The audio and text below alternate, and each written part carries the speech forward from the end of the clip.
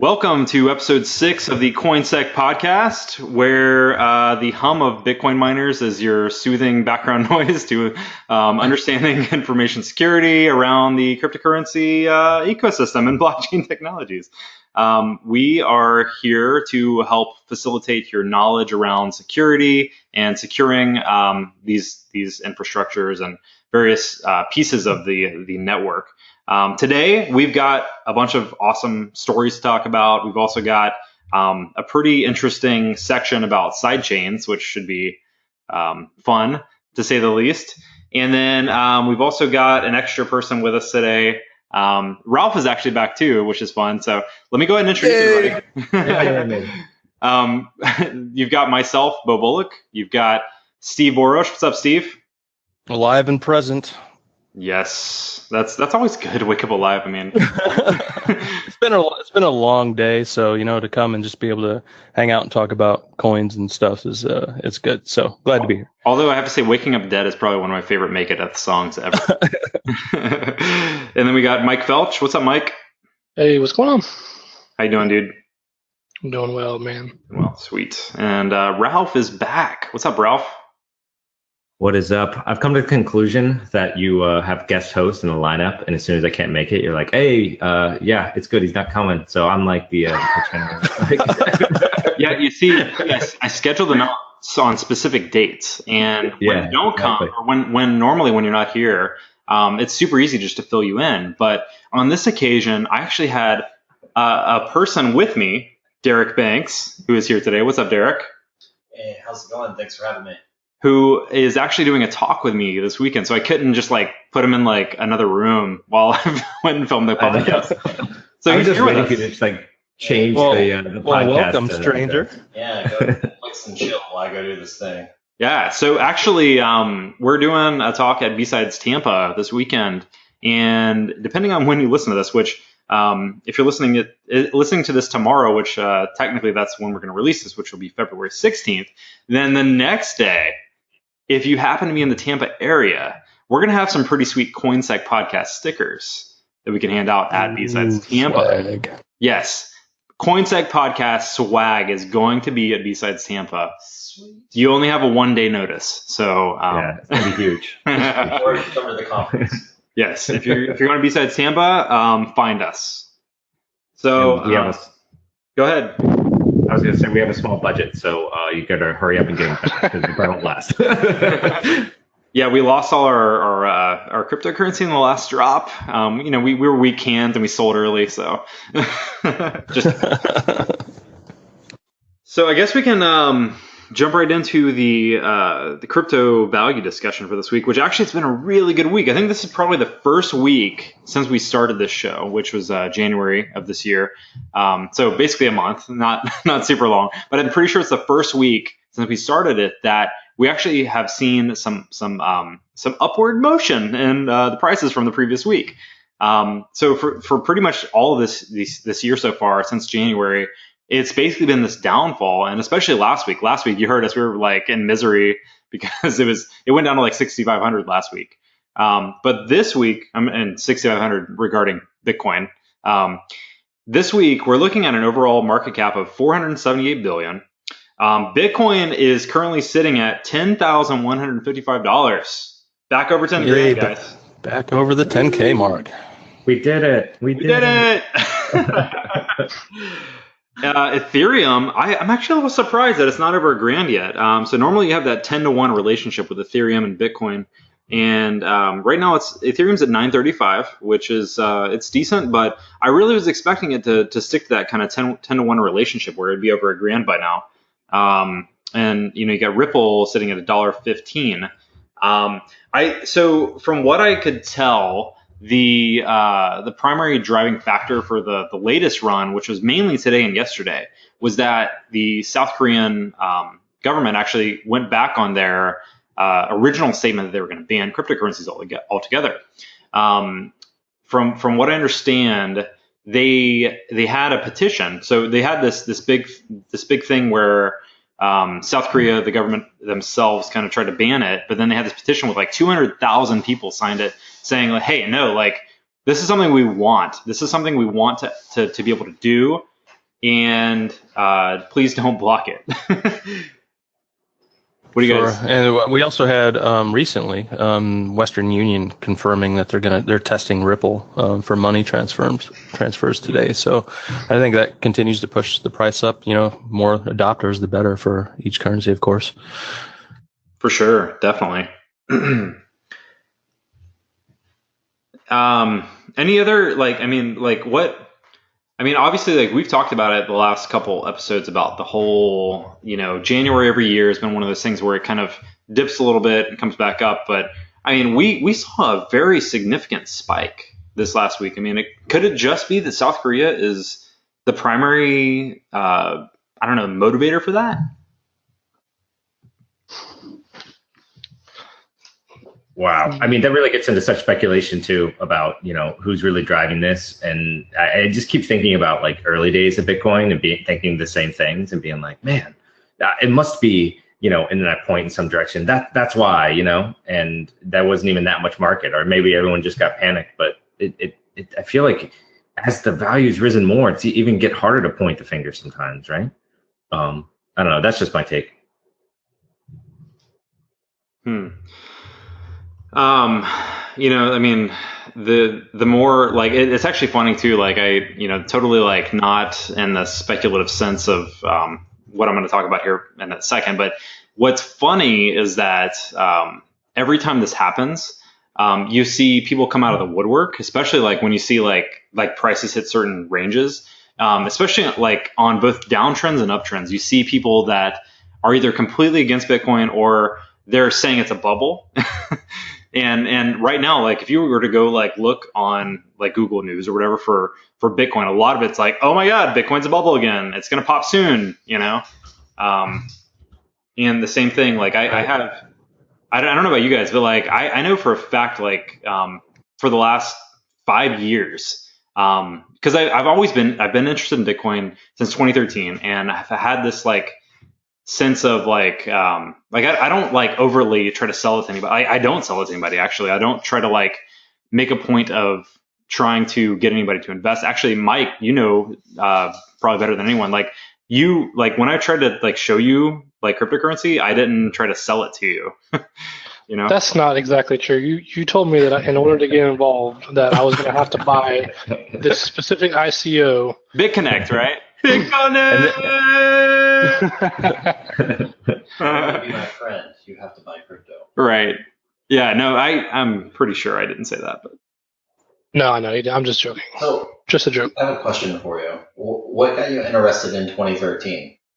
In 2013, I think one of the primary things was I probably saw one of the originating articles. I think in 2013 there was actually a pretty big crash for Bitcoin, and Wired at the time reported on the crash. And Wired, was one of my main tech sources. Being an infosec, I always read Wired, especially they used to have a column called Threat Level, which was interesting.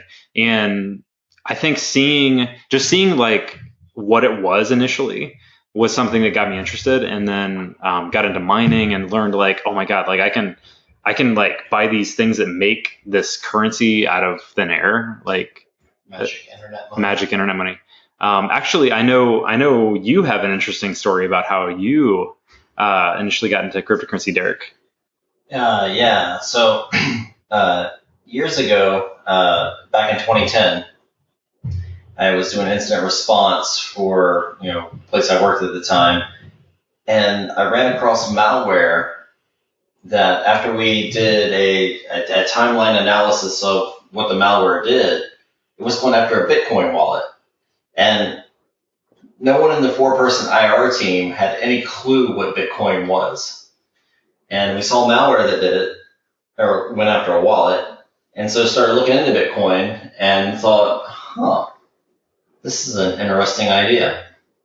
So yeah, I heard about it back in 2010 and thought it was a neat idea, but it's only been in the last year or so that I've realized that it's a thing that's not going anywhere. Especially according to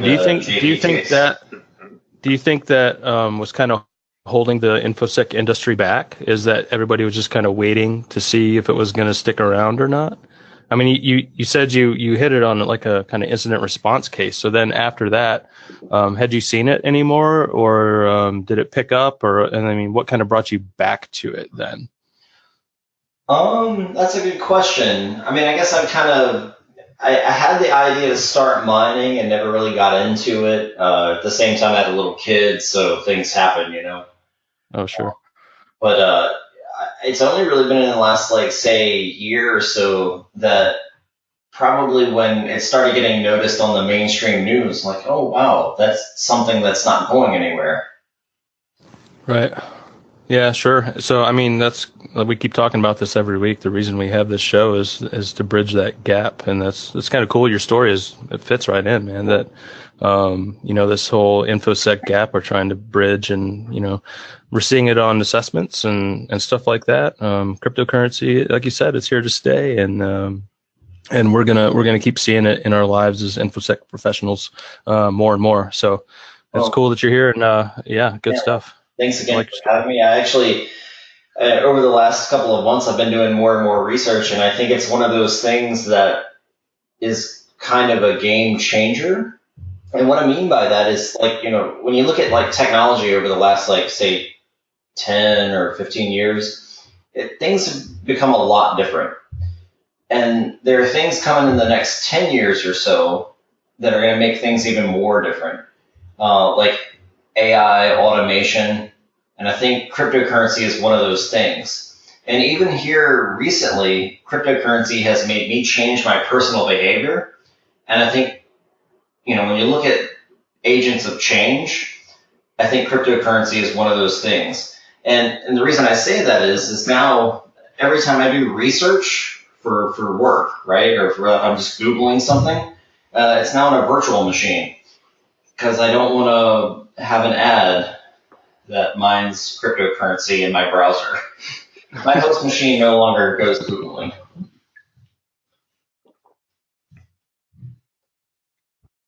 Or even a favicon these days. I mean, like, seriously, like, that was something I saw today. Like, a freaking favicon was mining crypto.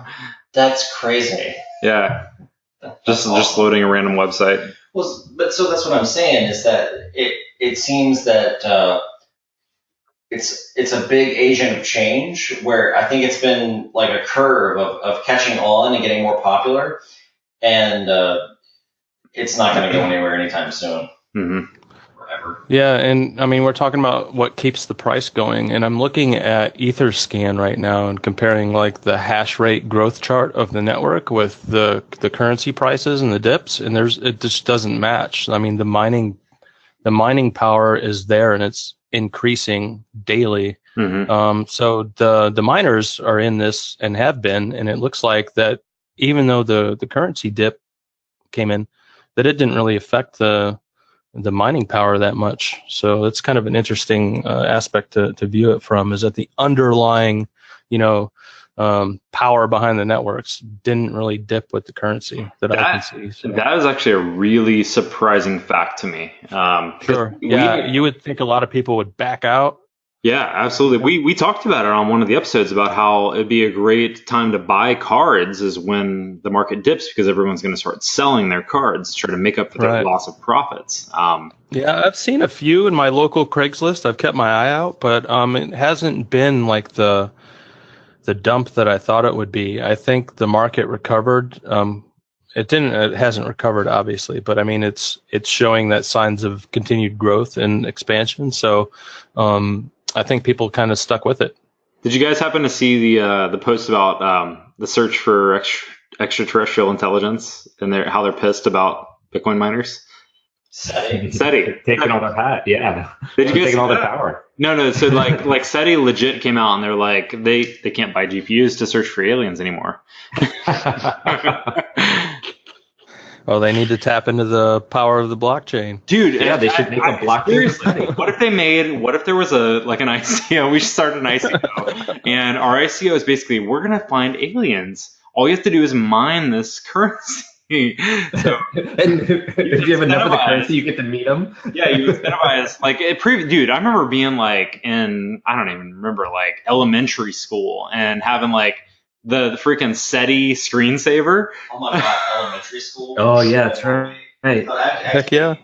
Side note, I used to work in a computer lab and at a college, and I installed the SETI screensaver on like 50 computers.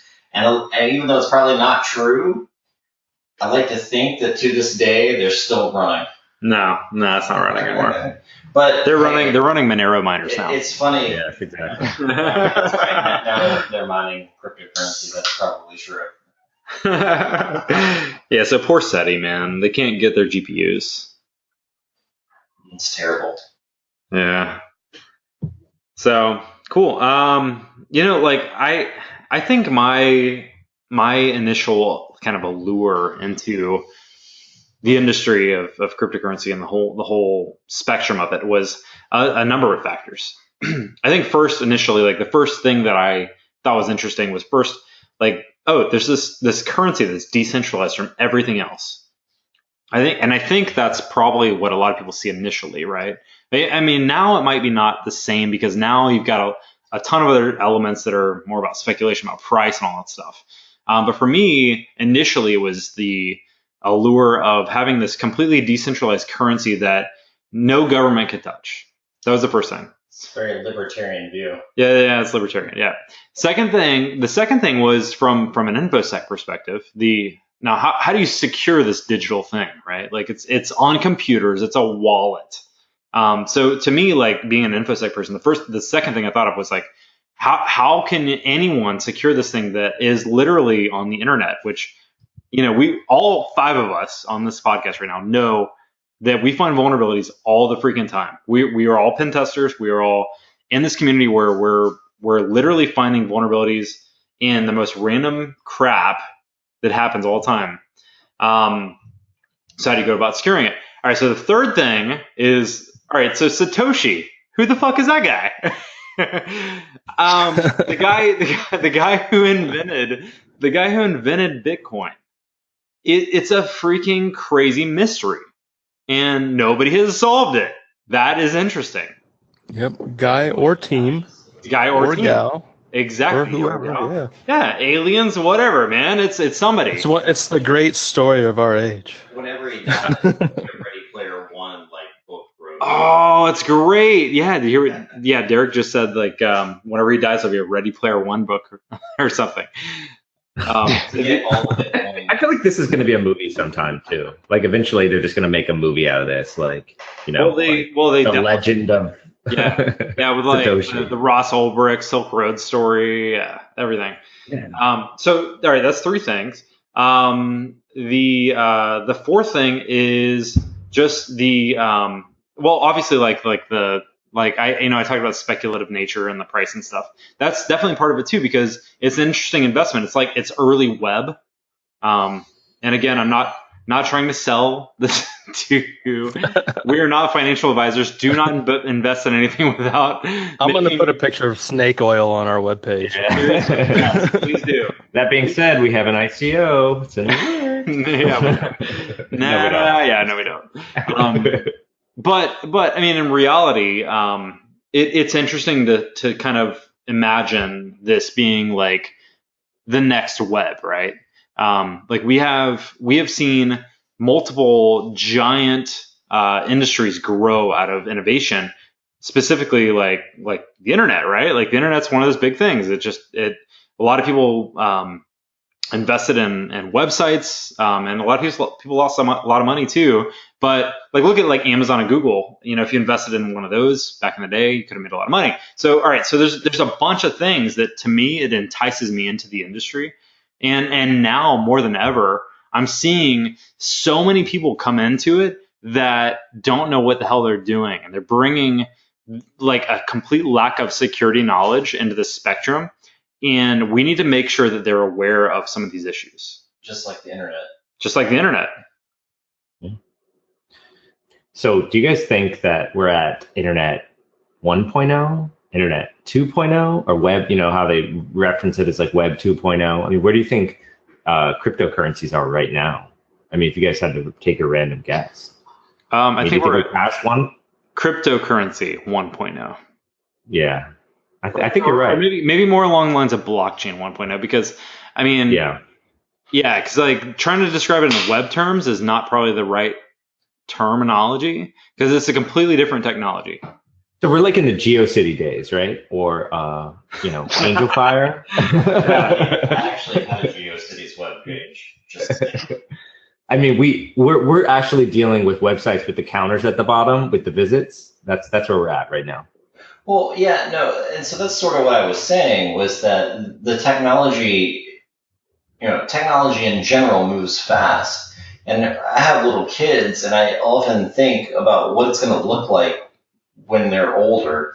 And just, 10 years down the road, we're talking about like automated cars and money that you use without paper money in your wallet. It's just something you have on your phone. I mean, we're there already, but having the entire currency be digital, I mean, that's kind of where we are now. So I think that crypto is a very interesting idea, because it all is, what is something worth?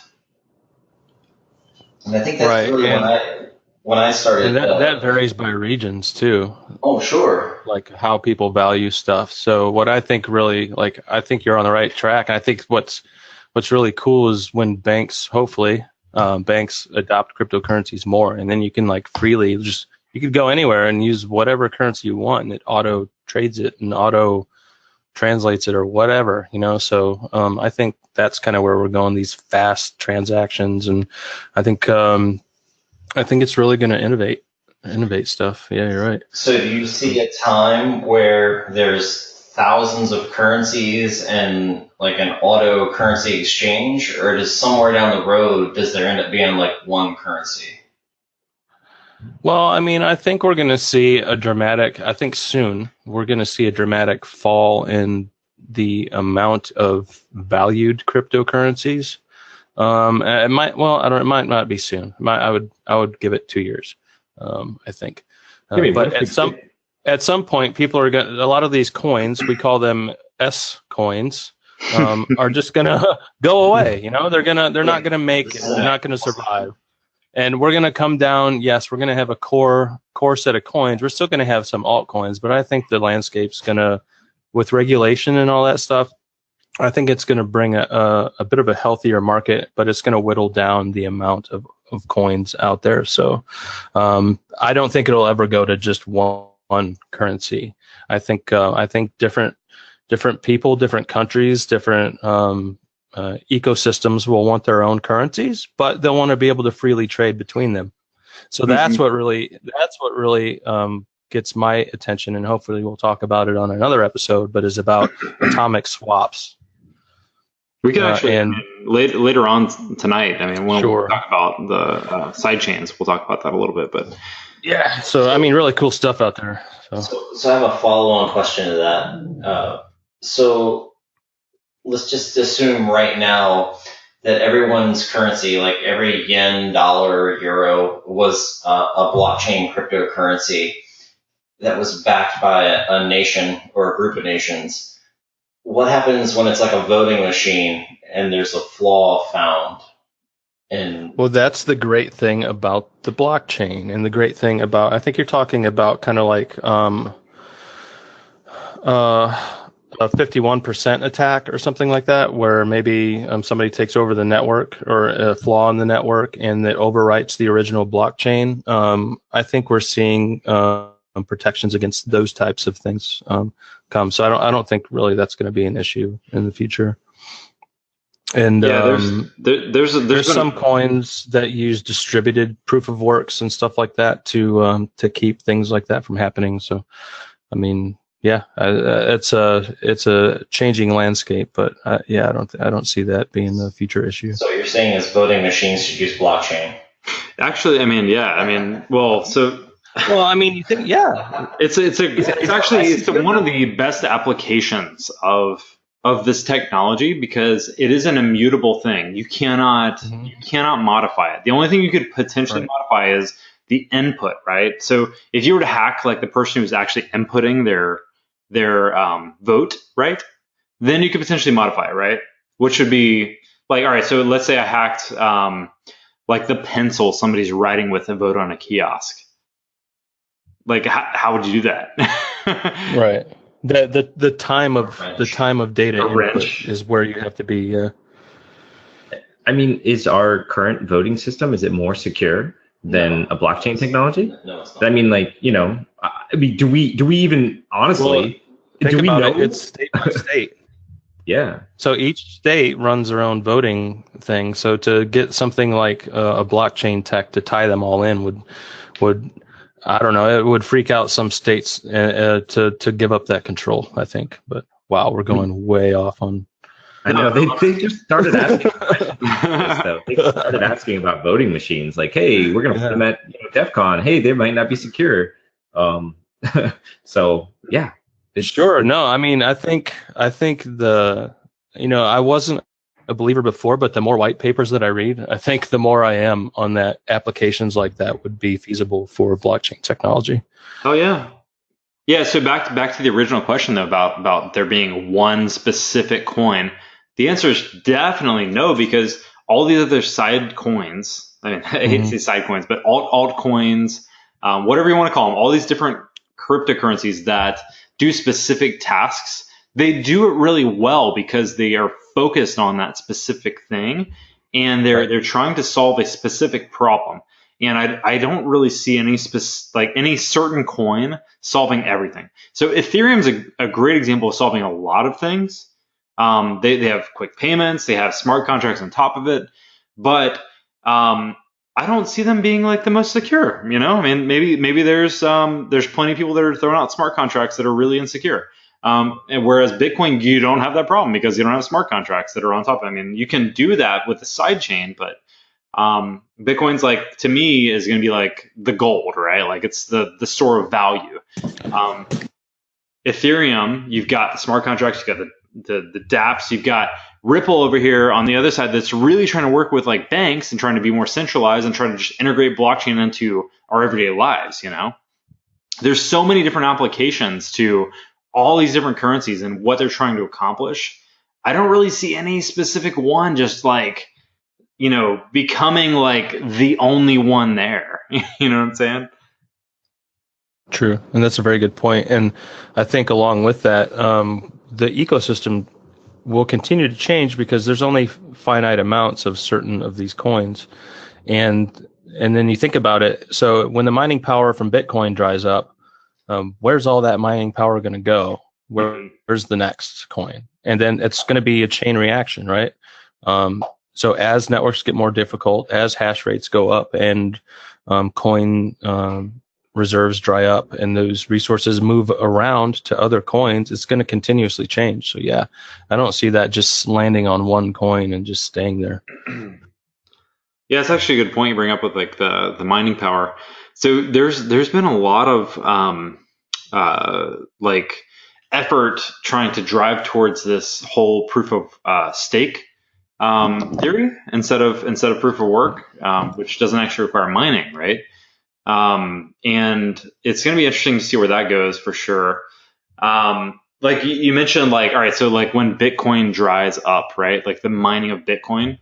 Well, that's not going to be until like, what was it? 2140 or something, right? I mean, Sure. But I mean, how many Bitcoin miners are there, 2 years ago versus today?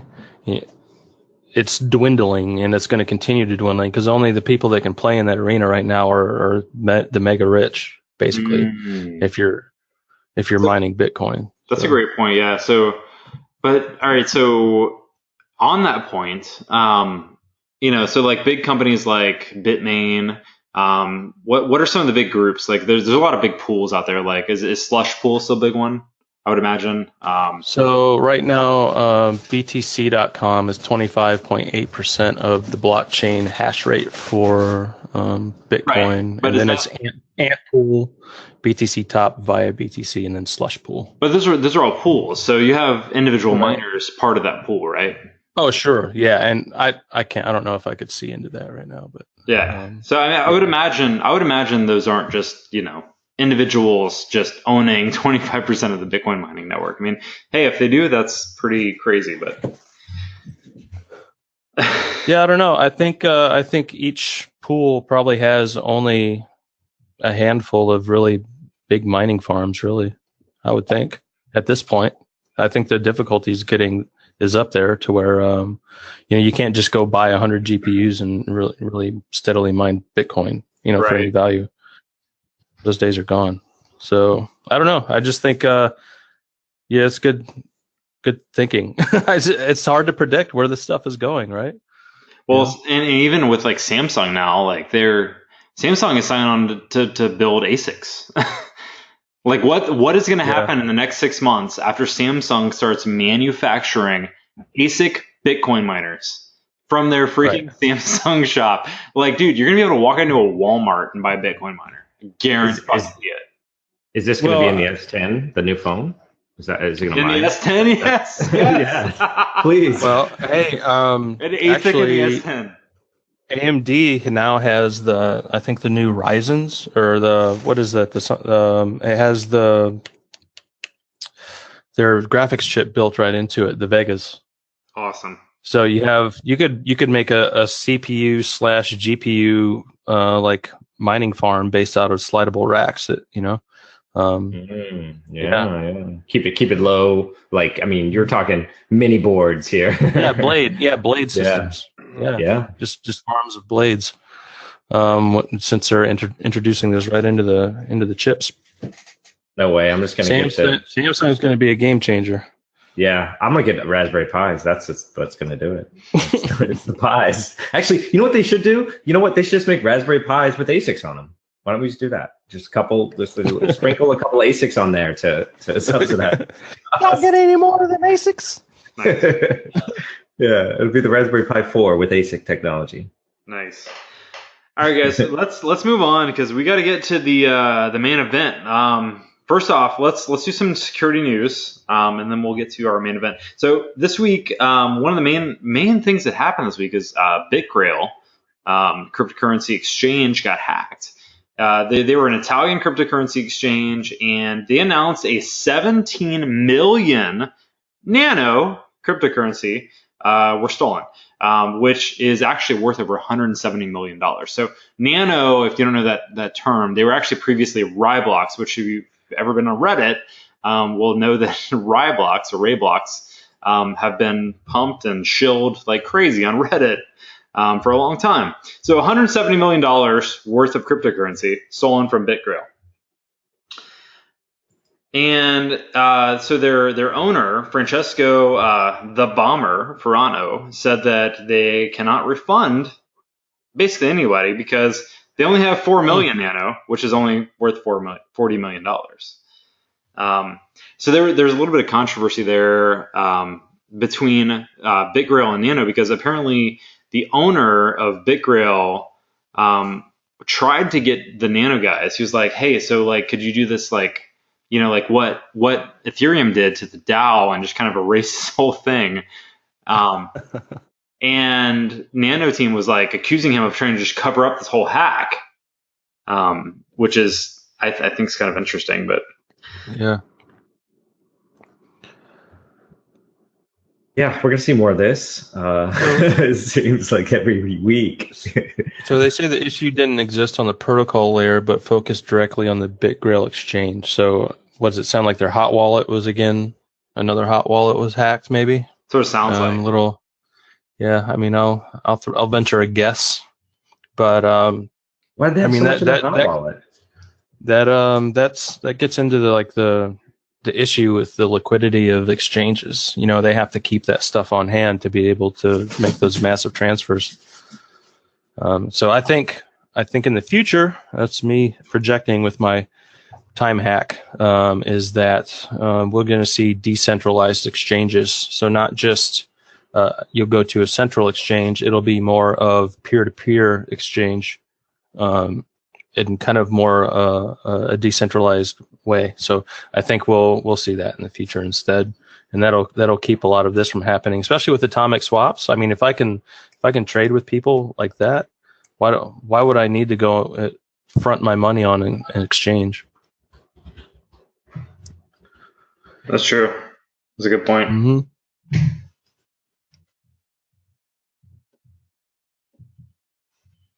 All right, so the next story is thousands of government websites hacked to mine cryptocurrency.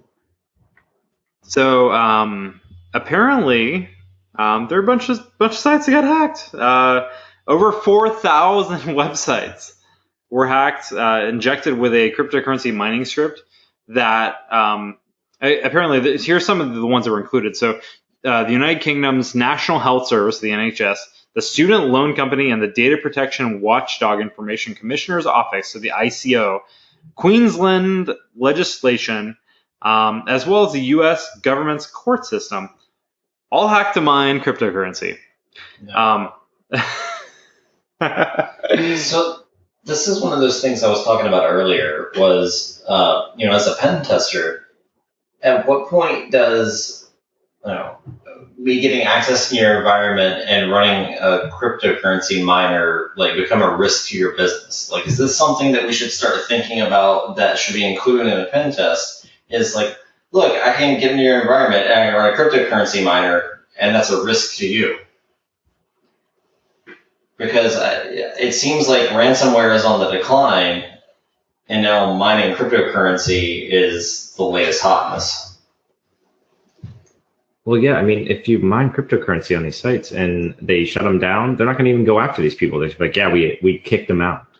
And well, think about it. I think I read somewhere they made like $25 from this. I mean, okay, I wrote a proof of concept browser miner. And a lot of Starbucks coffee. Yeah. It takes a lot of browsers. If it's like a client-side thing and I have 1,000 machines in my environment that are mining cryptocurrency, at what point do I decide that's a risk that I should deal with versus like ransomware? Because apparently hackers think this is a good idea. Right, and that would be great. And that's kind of why I wrote that proof of concept. It's basically like a hidden IE-COM object, and it'll mine through CoinHive, hidden. So you could actually use like WinRM and run it across an entire environment and mine hidden IE processes. And you could do that on a pen test or a red team engagement or a purple team or something like that if you wanted to see if they could detect it.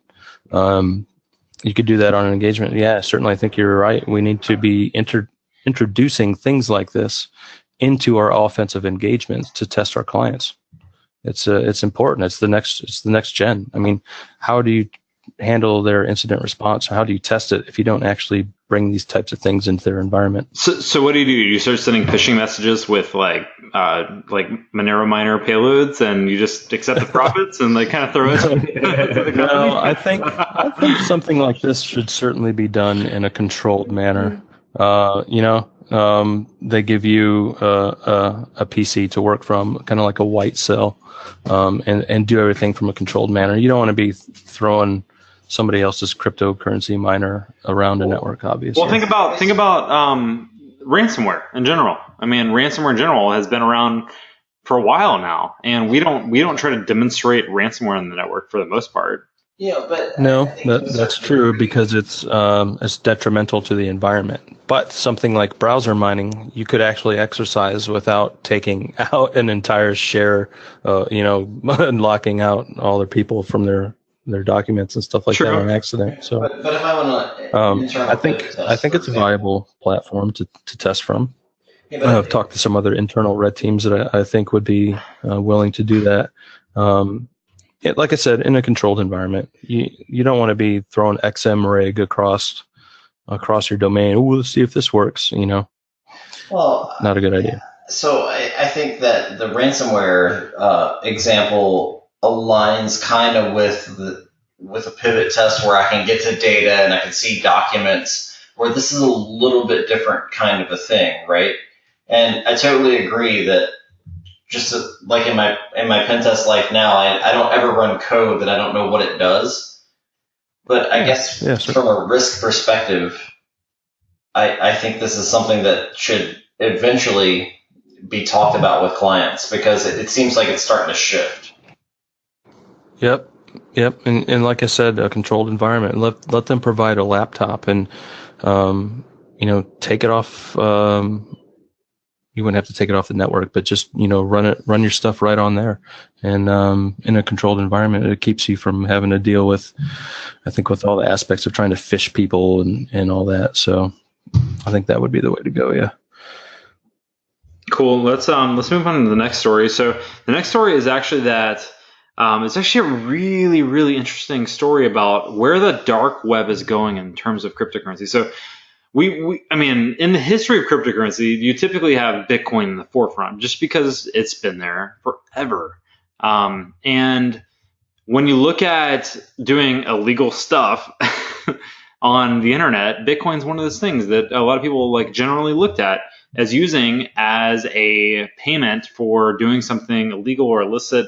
But now there's a new article from Recorded Future that comes out and saying that Litecoin of all coins is the one that's taking the next place of Bitcoin. And it really surprises me seeing Litecoin in the forefront. They have a chart showing the top coins that are kind of taking the next place in dark web currency. So you have literally Litecoin is 30% of it, Dash 20% of it, Bitcoin Cash 13%, and Ethereum 9%. And then you have Monero at 6%, which actually is really surprising. I really kind of thought that one of the privacy coins like Monero or Zcash or Verge would be out in the forefront, being like the main currency that a lot of the attackers, or not just attackers, but anyone who's trying to do anything illegal like Silk Road style stuff, would be taking. But apparently, Litecoin is the approved illegal transaction fund these days.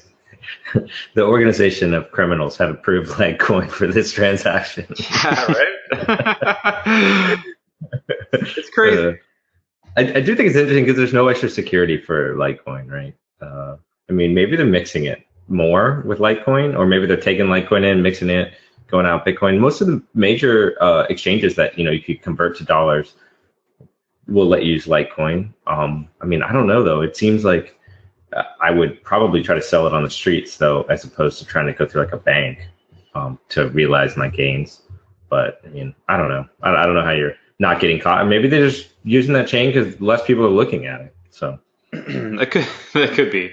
But they're not looking at it as less as they were a few days ago, because Litecoin has an upcoming fork called Litecoin Cash.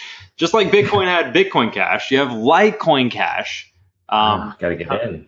I know, right? So that's actually happening in a couple days. So if you're listening to this and you want to get in on the Litecoin Cash fork, that is happening like this weekend. And from what I understand, this is become a completely non-supportive understanding of this protocol or of this thing.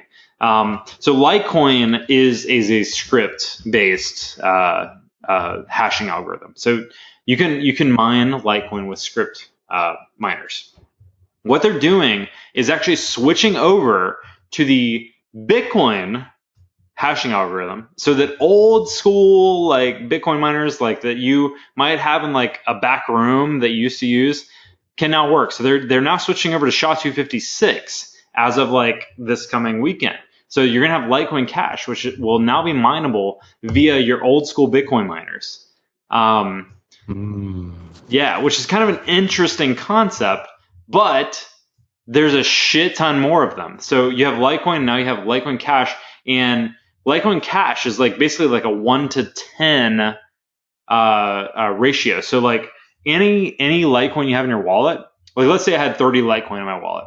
Now I have 300 Litecoin in my wallet, or 300 Litecoin Cash in my wallet whenever the fork happens. And so there's a way higher total market number of the coin, but they are the biggest selling point apparently is that you can mine it with Bitcoin miners, which I don't know. What do you guys think about that? So don't exchanges have to accept that, adopt that fork? Well, I mean, it's yeah. I mean, exchanges, and will they? I guess.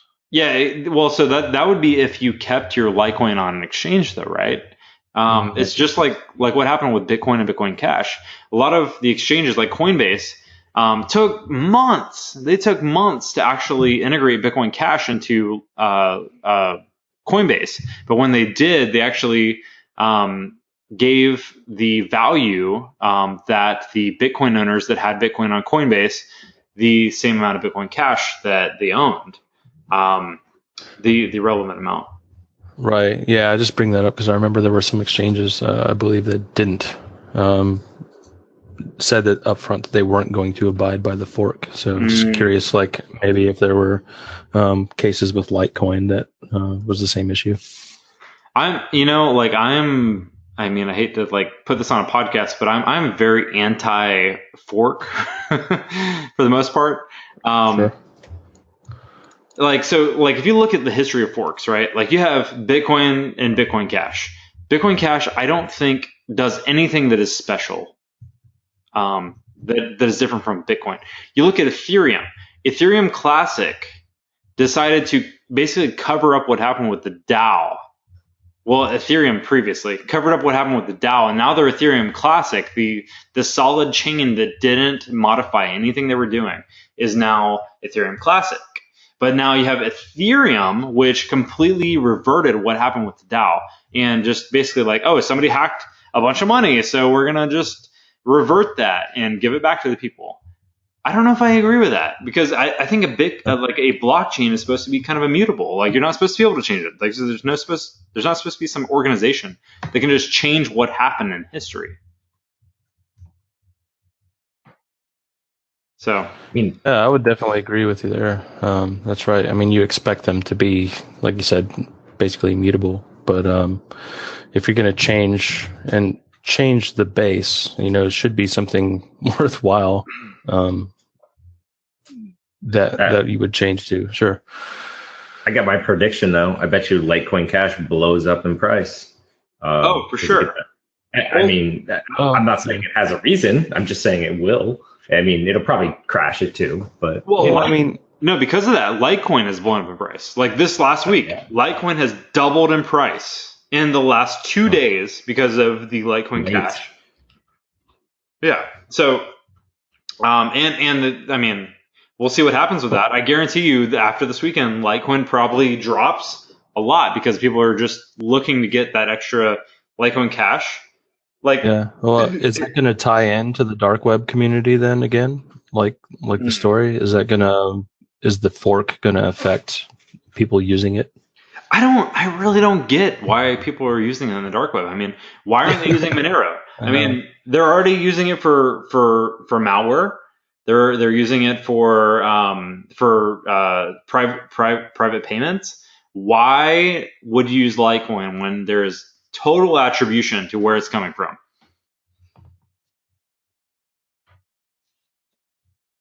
Maybe they're just not smart. That could be too. Hey, they haven't been caught yet. Doing forensics, criminals tend to be dumb. True. Well, they're also doing drugs. They're also at the forefront of innovation for the most part because, like, if you look at like the Silk Road, I mean, using Bitcoin, that like a while ago, that was the innovation, So maybe this is a stupid question, but could it be like some kind of ease of use thing? Because one of the things that I've thought about was like in moving to the future, if an average person is going to use crypto and they're going to use it as their form of payment, like they just want to hit a button and make things happen, right? They don't want to worry about exchanges and what like value of what crypto is what.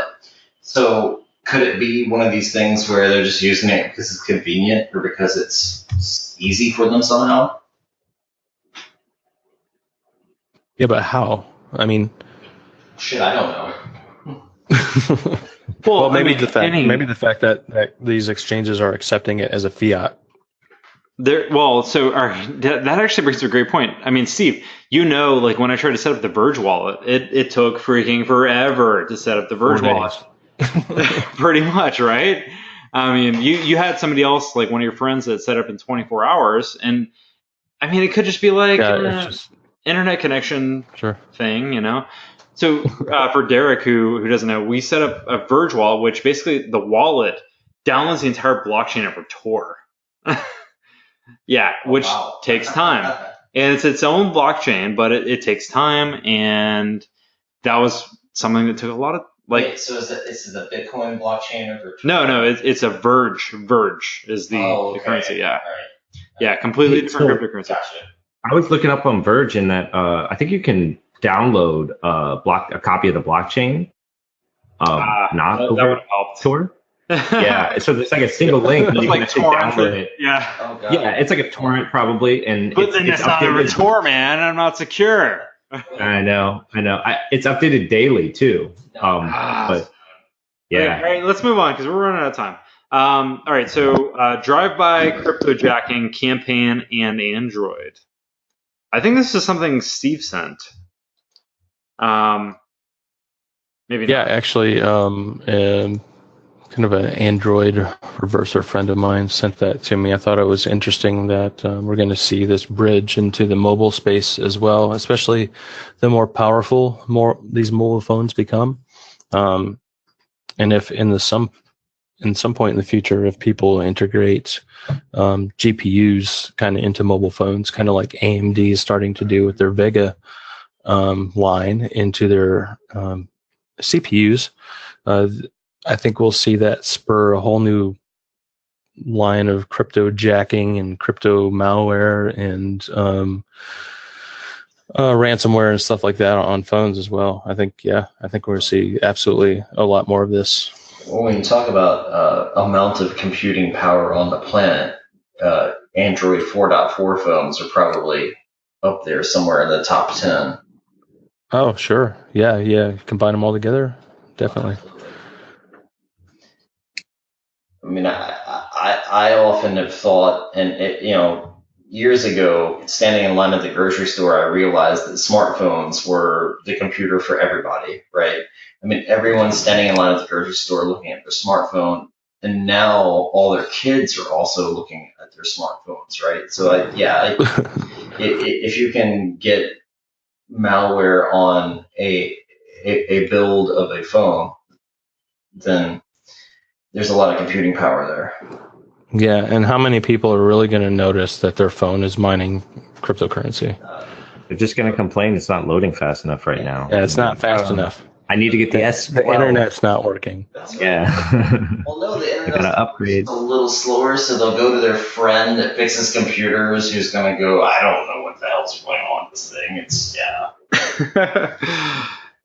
Seriously, that kind of circles back around to your point about what does it actually matter to a company? What is it that, if you get a bunch of your employees that are just surfing the internet, they're surfing, news websites, you're not blocking ads, and they have a bunch of cryptocurrency miners running for an extended period of time, what is the actual impact to your organization? Yeah. So I threw it out as a rhetorical question because I certainly don't know the answer. I mean, I think right now the answer for most C-suite, like a CIO, is I don't care, right? Right, it's annoying. Just get it out. Exactly. But moving into the future, I don't know. Well, think back to the previous article that we talked about before about all of the websites being compromised. They could have done so much more. They could have done all kinds of watering hole attacks. They could have probably stolen people's data, but instead they went the easy route. They went crypto mining. Oh yeah. And that just tells us the mindset of hackers, and I think we all know it.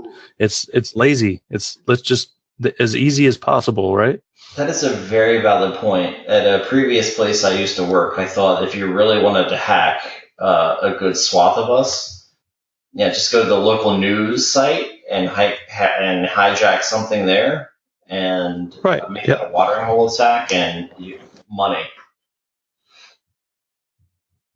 All right, so the last news article we got for tonight is actually one that I saw today. So this was a critical zero-day remote code execution vulnerability in a product is a software product called Bitmessage, which Bitmessage is basically an encrypted peer-to-peer messaging platform that a bunch of people exploited. And, well, I don't know if I can't say a bunch of people, but somebody exploited it they figured out that like they could exploit it, and in the exploit code, they were either A, searching for Electrum wallets, or B, just popping a shell and looking for more files on the system. So definitely like an interesting situation. It's not specifically like a cryptocurrency software, but it's related enough that we thought we should talk about it. So were these Windows wallets or Linux wallets, or what were they? What systems were they popping? I think it's just the same messages back and forth, though, right? I mean, it looks like it was Linux, Mac, and Windows are all exploited. Yeah. Yeah. So it looks like there's like a node, and the nodes communicate with each other, and they're running this Bitmessage technology, but it's all written in Python, and they didn't announce necessarily how or what happened.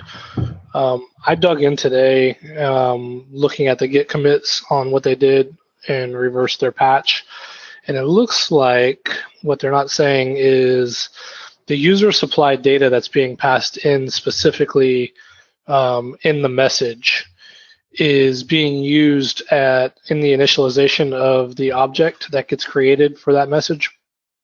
And it turns out they were passing user supplied data straight to the Python eval function. And so that's basically eval is evaluating, it's Python code to run Python code, just like eval is in every other language. So user supplied data, specifically the title field, in the data payload, could be used to run whatever Python that they want just by sending it in the data package. I'm a little concerned on their fix. I kind of reached out to them just because I think that they should probably reevaluate their patch, because I don't think it's all the way good yet. It might be. I might be just conspiracy theorist, but looking at what they're using, I mean, they switched over to import module, which is good.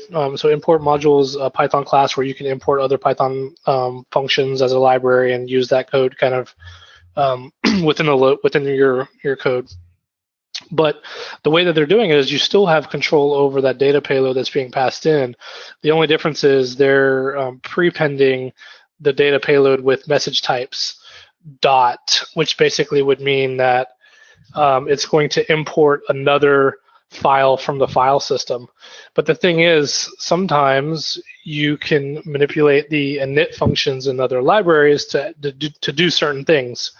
So if that is the case, they might want to look at that a little bit more, nice. Just in case. But anyway, that's us in a nutshell.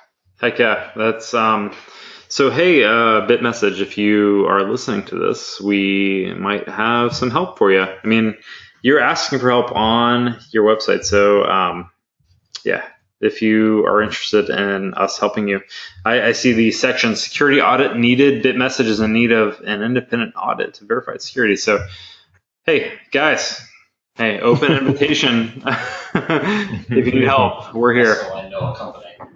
Yep. So, all right. So that's it for the stories. Let's jump into our information section. This will be wrapping it up for this episode, and I think it will be a good wrap up. We've got about 10 minutes left. So, guys, so sidechains. Sidechains are a very interesting topic, and something that is almost at like a theoretical level, because I haven't actually seen it implemented in any blockchain so far to a sense that it's actually usable. Mike actually, I guess I should back up a little bit. Mike and I did a webcast last week, or I guess it's 2 weeks ago now, where we talked about the general security concerns around cryptocurrency infrastructures and blockchains. And one of our listeners actually wrote back to us saying, hey, what are some security implications around sidechains and like the mechanisms behind doing these evaluations around cryptocurrencies? And Mike started looking into it, and I messaged him the other day. I was like, hey Mike, what are we going to submit to BSense Orlando? We got to think of something cool to submit. And he's like, hey, dude, I've been doing this research into sidechains. It's really cool. Maybe we should look at that. So I started digging into it, and it's actually really amazing what the potentials are there, and then also what the security implications are there as well. So I'll give a little brief kind of background on what sidechains are, and then I'll let everyone kind of discuss what the hell's going on with sidechains. So, all right. So a sidechain, if I had to describe it, the best way I would describe it is that it enables the facilitation of doing extra features to a blockchain, but on a completely separate blockchain, which sounds confusing as hell. But all right, so picture something like Bitcoin, right? Which has a blockchain, which is a very straight kind of immutable. You can't mess with it at all. Now, let's say I wanted to add a feature to Bitcoin. Like, let's say I wanted to add an application that does something interesting on the Bitcoin blockchain or has some sort of interaction with it. What potentially I could do is create this sidechain that interacts with the Bitcoin blockchain that has its own blockchain on the side. It has its own miners. It has its own proof of work that secure that specific network, but can interact with the Bitcoin blockchain. Bitcoin is actually probably a bad example because I don't think that there's many that have actually integrated into Bitcoin. But something like either Lisk or Cardano, which both have actually basically provided almost like that as being like the main feature for their cryptocurrency, is having sidechains. The idea is that you have this main chain that you don't have to modify, which makes it more secure because it's a very basic level of a chain, right? Like you have this chain that just it's a blockchain that you don't have all these features, you don't have smart contracts, you don't have all these other things that could potentially make it vulnerable to anything. It's just it has a specific code that does a certain thing, and that happens over a given period of time. Now, the way that you actually add functionality to it is creating these side chains that can actually interact with it. So let's say Cardano, for example. Cardano has the ability to enable, like, let's say me and you or anyone in the world could create a side chain that, like, let's say we wanted to create a token of sorts, like kind of like an ICO, right? Let's say we wanted to create an ICO with Cardano. We could create this own token that interacts with Cardano that would enable us to transact to the Cardano main chain and back and forth. And so what the interesting thing there is that Cardano has the structure built in that if you were to try to transact out of Cardano, let's say like you wanted to send a single Cardano out of the main chain to the side chain, what happens is in the Cardano main chain, that coin is burned. It's gone. It's destroyed. But in the side chain, it then has to be generated. And so what comes into play there is the security concerns around like, oh, well, why if I'm creating the side chain, what if I just created, as many as I want? So the thing that Cardano has implemented is this like firewall of sorts, right? In between the main chain and the side chains, where you have a certain amount that can go out, which gets burned, and only a certain amount that can come back in. So if you've only burned a coin going into the side chain, only one coin can possibly come back in, which is kind of interesting. So the potential there is you have the complete potential for atomic swaps at that point. So with atomic swaps, the idea is that you have a coin that you want to transact to a completely different coin, and you don't want to go through an exchange. So with an exchange, you have to like let's say I wanted to transact Bitcoin to Ethereum. I would have to transact my Bitcoin to an exchange, post it there, and then potentially try to find like a deal to transact it to Ethereum on that specific exchange.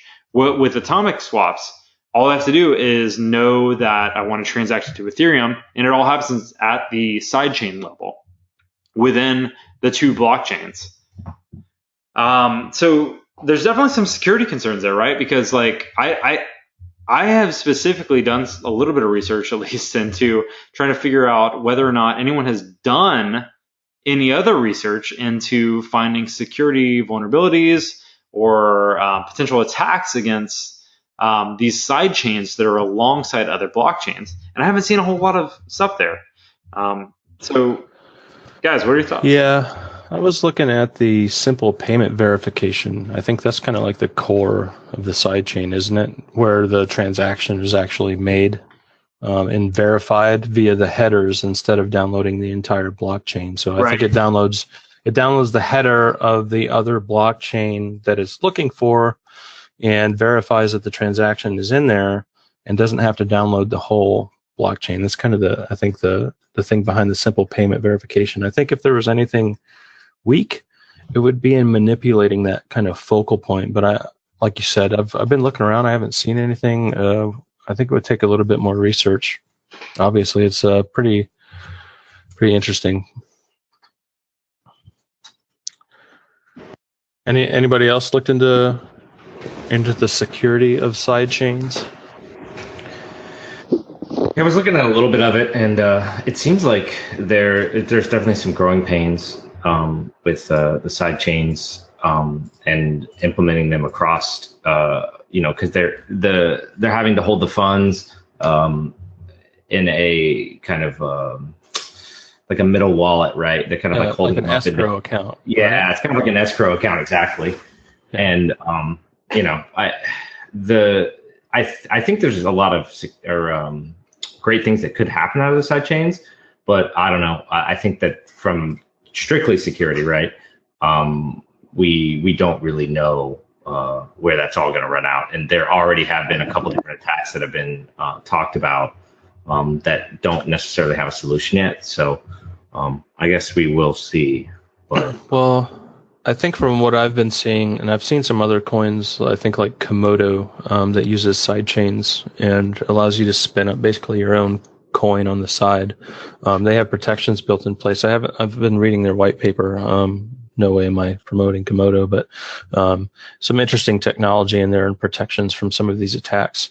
I think if you're going to spin up a side chain, how do you protect from somebody else switching all of their mining power to you and then taking over the network, the 51% attack? You have to have some way to protect against that. Yeah, no, that's absolutely part of it, right? Because each sidechain has to have its own miners securing the sidechain. Yes. And yeah, I mean, this is kind of why I want to bring it up, because I mean, if you were to just, what I would assume would happen, right? Like if I were to start a sidechain, I would try to incorporate the majority of the mining power into my own sidechain initially before I launched it live, Right. just to prevent that specific thing. Could you do like a proof of a stake sidechain though? Yeah, that's exactly what Cardano does. So they actually do a couple things. They do proof of stake, but they also do proof of work. Yeah. So you have a proof of work concept, right, where you're doing mining, but then you have this proof of work where they bundle it up into like this block where you try to prove what actually happened in the proof of work. It's Inception. Yeah, exactly. It gets crazy deep. But what I think is really interesting about it is that the main idea of the blockchain, right? Like the idea is that it's your underlying operating system which doesn't get touched. Like let's forget about the Windows and the Macs of the world. Let's just pretend for a moment that your underlying operating system is secure by default, right? Let's maybe even journey deeper. Maybe journey like into the memory of your system or something, right? like your Intel processor is maybe not secure because of like Spectre and shit, but but let's just say that it is for the sake of argument, right? Let's say like your deepest layer of your architecture is secure.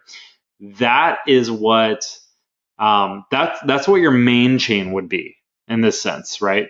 So the idea of the main chain is like I give you something that you can connect to and have as a pivot point as a human being, and can write code, and that anybody in their house can write code and talk to this main chain, and it's not going to change a damn thing on the main chain. It's not gonna affect it. It's not gonna make it. It's not gonna be vulnerable in the sense that anyone can just hack it and then hack everybody. The idea is that it's the foundation, right? Now take that foundation and build upon it. So you take something like Cardano, take the foundation of Cardano, now go make a sidechain that does what you want it to do. Actually, here's a great example. So with Ethereum had CryptoKitties, which is a freaking game where you could buy these little crypto kitty cards with Ethereum, and it's like Pokemon, like you had to catch them all, or you had to like breed them all or whatever. That game completely clogged the Ethereum network.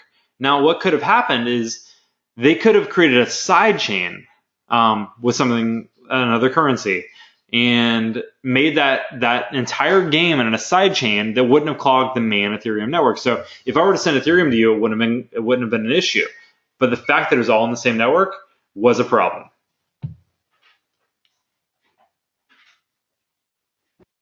So I guess that's it. Anyone got anything else you want to add? No, I'm actually gonna dive in more to these side chains myself. I think they're really interesting, especially since you can like test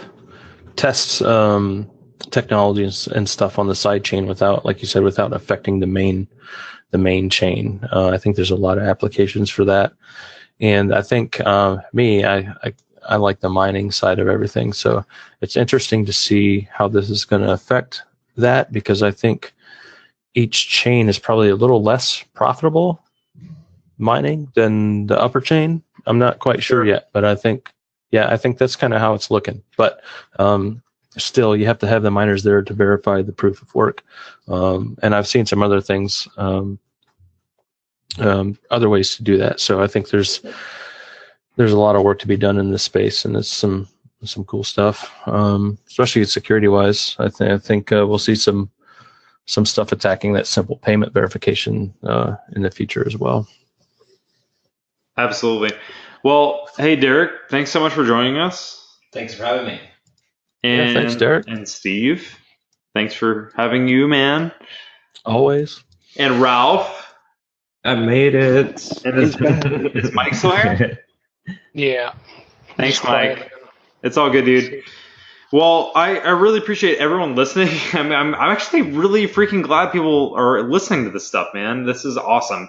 I see the people downloading the episodes. I see, people. Even though it's small, it's new. It's a new show. I mean, there's gonna be like a little bit at a time, but hey, we're growing, and we really, really appreciate you guys listening. We want to make this something that is definitely making a difference for this industry, because there's not a lot of people talking about it. So thanks, guys. Real quick, while you guys are at Tampa, if you could see if you can get a few bits from some of the folks down there. I'd like to hear from the community, if you could. Absolutely. We'll try to record and have fun. Have fun. Good luck at your talk. Thanks, man. Appreciate that. All right, so follow CoinSec Podcast on Twitter. Keep an eye on coinsecpodcast.com for future episodes. Subscribe to the podcast. Hey, we're on Spotify. Woohoo! And YouTube now. Hopefully Google Play Music soon. And then after that, who knows? Maybe the moon or something. The moon. Yeah. We're getting a satellite, right? You guys said we were getting a satellite when I started the show. Yeah. We signed up with SpaceX, and we're going to be on with SpaceX for one of those 4,000 satellites sending up pretty soon. Oh my God, I have flashbacks to Wayne's World. Awesome, guys. Well, hey, thanks again for listening. We will see you next week. Thanks, guys. See ya.